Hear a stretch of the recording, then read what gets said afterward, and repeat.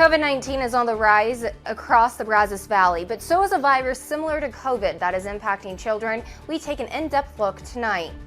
Plus, we take you inside the newest bus in the Aggie Spirit fleet. And your forever friend might be waiting for you. We see some of the animals ready to be adopted right here in the Brazos Valley. Connecting the Brazos Valley. This is KRHD News.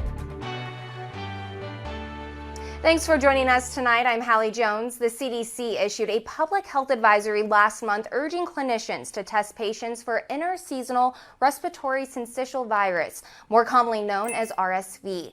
This illness typically would be seen in young children and elderly adults during the winter time, but there's been an increase of cases in the southern United States this summer. According to the CDC, during the height of the COVID-19 pandemic, RSV cases were lower than average for a winter cold and flu season. On average, 58,000 young children and 177,000 elderly adults are hospitalized with RSV each year. The CDC notes that because toddlers and infants weren't exposed to RSV during the pandemic, they may actually now be at an increased risk of more severe illnesses associated with RSV. During its typical season during the winter, everyone was wearing a mask. Sick people were staying at home and socially distancing. And most respiratory illnesses were kind of minimized throughout the winter season.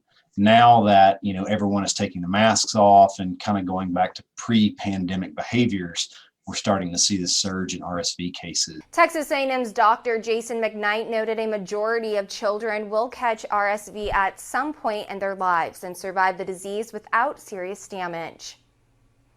A COVID vaccine for children 12 and under could be approved before the end of this year. The FDA says it's possible vaccines will receive emergency authorization sometime in the winter. Moderna and Pfizer began trials for kids under 12 years old in March. Results are expected to be released in the fall. That will be when the FDA can review the company's applications for emergency approval. And as coronavirus cases continue to surge in many countries, the World Health Organization warns about new variants emerging. The WHO says rising cases increase the likelihood of dangerous mutations, and it worries they may be difficult to control. The WHO continues to emphasize it is important to get vaccinated. The company that became a household name due to its COVID-19 vaccine is getting some validation from Wall Street. Standard & Poor's announced it's adding pharmaceutical company Moderna to the S&P 500 index. Shares of the company jumped 7% on the news, bringing its gains for this year alone to nearly 170%. Alexion Pharmaceuticals is leaving the index, but it is in the process of being acquired by AstraZeneca. Moderna's inclusion in the S&P 500 is set to take place Wednesday. The Texas National Guard is investigating the death of one of its own this evening. 44-year-old Michael Raviles of Pipe Creek was helping with the COVID-19 response mission in Laredo. Raviles was found dead in his hotel room Tuesday. The cause of death is currently unknown at this time. Animal shelters across Texas and even the Brazos Valley are reaching capacity limits again. Kennel by kennel, you'll see eager dogs at Aggieland Humane Society hoping to find a forever home. Last year's stay-at-home order provided relief to Aggieland Humane Society and other animal rescues as more people adopted their four-legged friends. But this summer, local rescues and shelters are quickly filling up. It's just a normal summer of people traveling, pets going missing. We had a normal puppy and kitten season, so there's just the pet population is risen back to its normal level. Aggieland Humane Society also reduced adoption fees to only $10, hoping more people will add a furry fellow to the family. People can also help by fostering a pet. Well, a new fleet of buses on the Texas A&M campus has staff and students asking, is the future electric? KRHD reporter Hannah King shows us what's making its debut on the Aggie campus this week. 3 new battery-operated electric buses began their rounds on the A&M campus this week. I think, especially at a school the size that A&M is, it's a really great resource to have. Especially with the student population we have. Texas A&M is the first university in Texas to operate the new electric buses, leaving student drivers like Austin Simming full of pride when switching the ignition on. It's an honor, and again, like I said, it's really cool, something, to kind of sort of, just have that to be able to say that, I've operated these buses before. Transit manager Justin Tippy hopes the data they can collect from these buses will help them prepare for the future. That's why we're looking at all the data and everything. That's kind of a plan for the future, to be able to make the best decisions and go forth and do what we need to do in the future. These new rides bring a cleaner and quieter riding experience to College Station for the near 50,000 passengers who ride each day. Reporting in College Station, Hannah King, KRHD News. We have seen a rise in Delta variant cases, and the World Health Organization is warning everyone that more dangerous COVID variants are possible. Doctors in the U.S. say the good news is that approved COVID vaccines appear to be effective against these variants. The bad news, our vaccination rates aren't where they need to be to control the spread. It is turning out that we're going to have to go back to some non-vaccine preventive interventions like masks to try and prevent these outbreaks from becoming surges. Now, that is something that Los Angeles County is turning back to starting this weekend, and officials are reinstating an indoor mask mandate regardless of vaccination status. Meanwhile, the country's largest nurses union is now calling on the CDC to reinstate this everywhere. Places like universities can keep track of vaccination status, but in other settings like restaurants or even just gatherings with your friends and family, you really just have to take a person's word for it. Many people had a hard time shifting from this mindset of mandate to personal responsibility. The CDC never said how you're supposed to know who's wearing a mask. They just said, scientifically, we now know that if you are vaccinated, you are well enough protected. Both doctors say the bottom line is, if we want to avoid COVID restrictions being reinstated, like social distancing and mask wearing, more people need to get vaccinated. This is especially important looking ahead to the school year as we wait on FDA approval for kids under 12 to get the vaccine. You can decrease the rate of infection in children by 98, 99% just by getting a good immunity amongst the adults.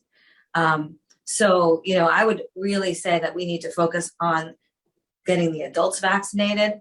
It's really an indoor virus. So when we all start to move back indoors, the big question is going to be, have enough people been immunized to prevent a fall surge? The CDC says the Delta variant is now responsible for nearly 60% of cases in the United States. Several people lost a loved one to COVID, and as this pandemic continues, many are feeling prolonged grief. Next in our lineup, we're taking a look into the help that's available. A lot of things were happening in the nation's capital today. Even a new rule about your shower. We have the latest on Capitol Hill next.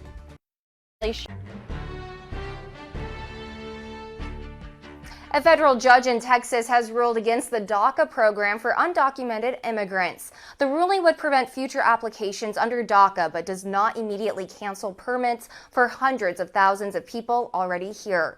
The Deferred Action for Childhood Arrivals, or DACA program, was a centerpiece of President Obama's immigration policy. It provides deportation protection from some people brought to the U.S. illegally as children. The judge agreed that President Obama did not have the authority to create DACA without the approval of Congress. The Biden administration is reversing a Trump-era rule on water flow from shower heads. During Donald Trump's presidency, shower heads were allowed to provide extra water, but now that rule is being reversed and limits showers to 2.5 gallons per minute. The Energy Department says we probably won't see a difference since there weren't many shower heads made with more water flow. Other than a couple of isolated showers earlier today, things have been pretty quiet around here, and that will probably continue into the weekend. We're going to keep about a 20% chance of those pop-up afternoon thunderstorms, but that's going to be about it. We do have mostly clear to partly cloudy skies. It's a warm Friday evening. Temperatures are into the 80s, still feeling like the lower 90s, with winds out of the southeast at 8 miles per hour. So there is a little bit of a breeze, but it's pretty sultry out there, and that will continue on into the weekend as well. Clouds and radar showing things are pretty quiet over here. Looks like the main batch of moisture is going to be across far southeast Texas over into Louisiana as we head into the weekend. So they're going to have a better chance of those sea breeze showers and thunderstorms here. We'll be right on the edge, so maybe an isolated thunderstorm Most of Texas not looking too bad. And as you head back into the southwest U.S., they actually need the rain back here, so that's some good news for portions of Arizona and New Mexico. And for us here at home, we will be seeing those clouds around, and partly to mostly cloudy skies will prevail as we head into Saturday morning. Saturday afternoon, maybe an isolated storm again. Rain chances about 20%. So I think you're a go for your outdoor plans on your Saturday and Sunday, maybe starting off with a few low clouds in the morning. Partly cloudy skies in the afternoon, and overall things looking pretty nice here across the area. And as we check out temperatures tonight into the mid 70s as we wake up Saturday morning, and 75 is right where we should be this time of year. And then as we make our way into the afternoon, normal highs 96. We're going to be below normal. But again, with that humidity, it'll feel like it's above the upper 90s and maybe above 100 from time to time, just like what we saw today when those heat index values made it to 101 degrees. And as we get into the rest of your forecast here, 92 up to 94 by Monday. And I do think our rain chances are going to improve as we head into next week, about a 40 to 50% shot of some showers and thunderstorms Tuesday and Wednesday. Highs in the upper 80s, then more 90s by the end of next week. There have been predictions about a likely increase in cases of what's considered prolonged grief linked to this pandemic. And the founder of the Center for Complicated Grief tells us that we're getting some early indications that this may already be happening. There's a small study from China which showed about 30% of prolonged grief disorder due to the pandemic. Another indication is the number of people who have just been talking about the grief they're feeling on social media. Dr. Kathy Shear tells us all of this may still be considered early grief. It's considered prolonged after 6 months and more. It's just typical grief that just isn't, it isn't kind of finding a place in a person's life. So we say grief emerges naturally and finds a place in our life, and it's not doing that. Now, she says that past studies have shown that any kind of sudden, unexpected death puts people at an increased risk for prolonged grief. Jennifer Ritz-Sullivan has been struggling with the grief of her mom's death from COVID more than 7 months later. She says that her mom, Erla Dawn Demetriadis, contracted COVID from a family member who was not wearing a mask. She spent the last 2 weeks of her life in the hospital, and she died alone. Jennifer was able to talk to her mom briefly on the phone the day before she died. It is knowing that my mom suffered and died by herself. I very much wish to believe that she felt our love, but nobody should have to die that way alone. So that for me is the hardest part. Now, she, along with Marked by COVID, are pushing for a resolution introduced in Congress for a National Memorial Day. Now, she believes that this recognition would help with the grief that so many people are feeling right now, and she's been receiving support through groups like Marked by COVID and the COVID Grief Network. But she says that there needs to be better access to mental health assistance. People in the community are strapped financially, emotionally. We're all enduring so much this year, and to not have access to proper mental health care on top of it. Dr. Shear sees the need for this as well and says that COVID has exacerbated the problem. She says there are fewer therapists who know how to work with grief and treat prolonged grief disorder. What you should be looking for is things that are standing in the way of being able to understand and accept the reality of the death, and being able to start to think about your own life moving forward. You can find a list of therapists who address prolonged grief at complicatedgrief.columbia.edu. Virtual services are available. The cost of the treatment does vary, but should be covered by insurance. Now, still ahead in our lineup, a growing number of investigators have been turning to genealogical databases to help solve cold cases. We'll talk about where more states are looking to stop this. Recently, investigators solved what is believed to be the oldest known cold case in the U.S. But the DNA testing that detectives used is now getting restricted. More states are looking to pass laws barring law enforcement from using certain genealogy testing. Dan Grossman takes a look at the implications. In the open ranges of rural Montana, word tends to travel faster than the wind that whispers through the trees. But for 65 years, Investigators with the Cascade County Sheriff's Office, we're coming up on it right here, hadn't heard even a whisper about what happened here. There was blood found right in front of that tree, and Dwayne's body was off to the side about 4 feet. On January 3rd, 1956, the bodies of 18-year-old Dwayne Bogle and 16-year-old Patty Kalitsky were found face down, miles apart from one another, with bullet wounds to their heads. They left about 9 o'clock that night and were never seen of or heard from again. After decades of dead ends, Detective Sergeant John Kadner picked up the case and, after naming more than 30 suspects who had known criminal histories, found nothing. In 2019, I sent a vaginal slide that was taken during Patty's autopsy. Found nothing until Sergeant Kadner took a sample from preserved evidence and sent it to a lab for testing, which led to a suspect, a man who had died in 2007. They were able to swab that slide and identify sperm samples, which ultimately led to a DNA sample, which was fed into a genealogical database, and that was able to identify 3 known test takers. The process, which has become more popular in recent years, is called genetic genealogy and works just how the sergeant explained.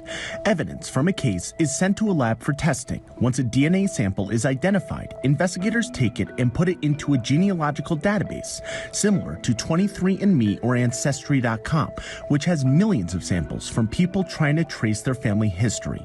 Once a match, or in this case, matches come back, investigators treat them as leads and get to work. Without genealogy testing, do you think you would have been able to solve this cold case? Absolutely not. No, that's the only way we solve this cold case. To people like Cascade County Sheriff Jesse Slaughter, the testing bypasses drawbacks like only being able to cross-reference data with known criminals. You know, I have real concerns about genomic information in the criminal justice system. But to Professor of Civil Liberties Aaron Murphy, making this information known and available is nothing more than a slippery slope. It could end up hurting you in the future. Someone could de-identify you in a covert op abroad. You could be used in ways to exclude you from service, etc. To ensure things like that don't happen, Maryland and Montana have both passed laws restricting its use.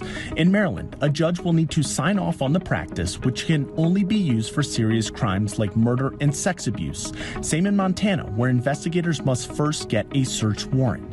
Similar legislation is also being discussed in Utah and Washington state, which have both proposed bills in the last year. Homicide seems like a very just cause.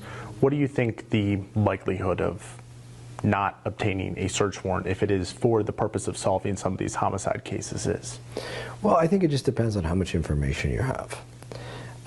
In this case, I think it would have been, very difficult, to be honest with you, because we hadn't established him as a suspect through other means. A recent study from scientists in Israel found a genealogical database of around 1.3 million people could identify around 60% of people in the U.S. with European descent, showing just how many matches could come from one DNA sample.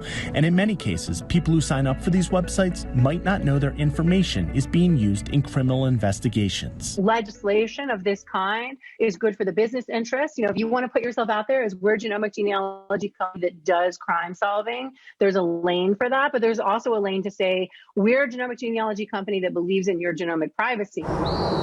There was never a bullet recovered from the scene. In this case, the country's oldest known cold case, the suspect's family members were helpful, and Sergeant Kadner says grateful, as the practice of DNA testing led to closure. Well, I'm someone who would be perfectly content not to do these searches at all. But people like Aaron pose the question, at what cost? From a constitutional perspective, I think it's a good decision.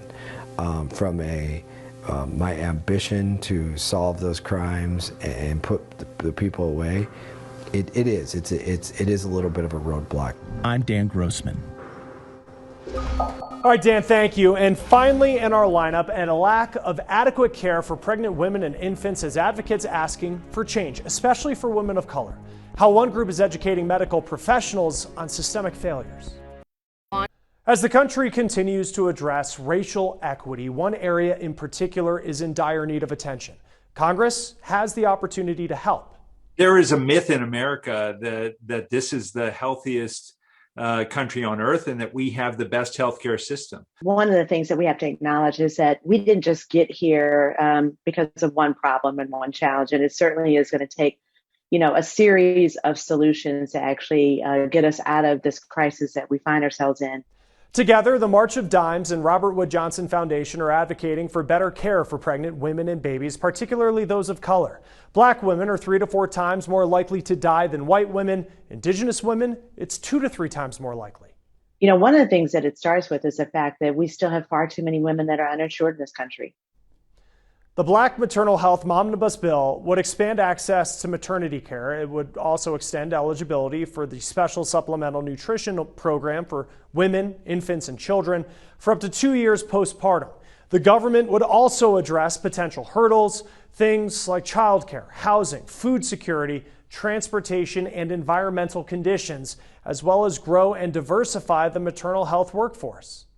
But it also means increasing the access to midwives and doulas, non-traditional birth attendants. There's great data to show that midwives and doulas improve the care and improve the outcomes for women. And in many states, there are barriers to licensure, to practice. Now, the March of Dimes is educating medical professionals on systemic failures that have led to women of color having poor childbirth outcomes. They've trained some 15,000 healthcare providers to help identify and address their implicit biases. Now, diversity in farming has been shrinking for decades. A century ago, there were more than 1 million black farmers, and today there are fewer than 50,000. On Monday, the unique ways that some farmers are working to stop this decline. We are just 50 days out until the start of Aggie football season. WTAW's Zach Taylor has our sportscast.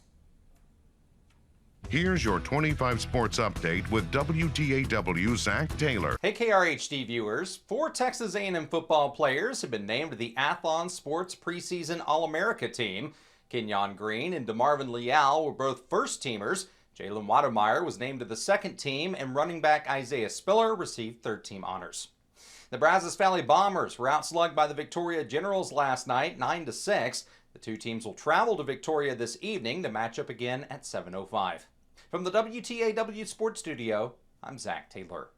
Jimmy Kimmel is up next, and Garrett Hoddle is back at 6 a.m. for Good Morning Texas. Plus, we're always on the 25 News mobile app. Thanks for joining us. Have a great evening.